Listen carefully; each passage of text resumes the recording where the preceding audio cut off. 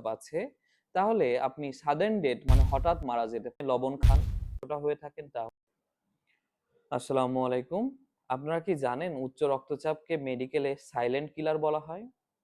উচ্চ রক্তচাপকে মেডিকেলের ভাষায় বলা হয় হাইপারটেনশন। এবং এইটাকে সাইলেন্ট কিলার কেন বলা হয় জানেন? কারণ আপনি যদি না জানেন আপনার উচ্চ রক্তচাপ আছে, তাহলে আপনি সাডেন ডেথ মানে হঠাৎ মারা যেতে পারেন এবং কেউ জানবেও না আপনি কেন মারা গেলেন। তাহলে চলুন আমরা একটু জেনে আসি যে এই উচ্চ রক্তচাপটা কেন হয়। আমরা 5টা কারণ জানবো। 1 নম্বর, আপনি যদি বেশি পরিমাণে লবণ খান, তরকারি রান্নার পরেও অতিরিক্ত লবণ নিচ্ছেন তাহলে। 2 নম্বর, আপনার ওজন যদি বেশি হয়ে থাকে, মোটাসোটা হয়ে থাকেন তাহলে। 3 নম্বর, আপনি যদি পরিশ্রম কম করেন, হাঁটাচলা কম করেন তাহলেও হতে পারে।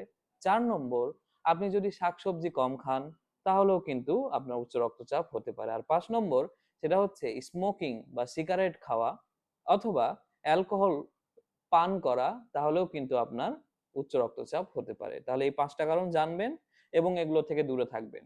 এখন উচ্চ রক্তচাপ আছে একজনের, তার কি কি হতে পারে? 3টা জিনিস মনে রাখবেন। সবচেয়ে যে 3টা জিনিস বেশি হয়ে থাকে, 1 নম্বরে স্ট্রোক, ব্রেনে স্ট্রোক হতে পারে। 2 নম্বর, হার্ট অ্যাটাক হতে পারে। আর 3 নম্বর, কিডনি ফেইলিওর হতে পারে।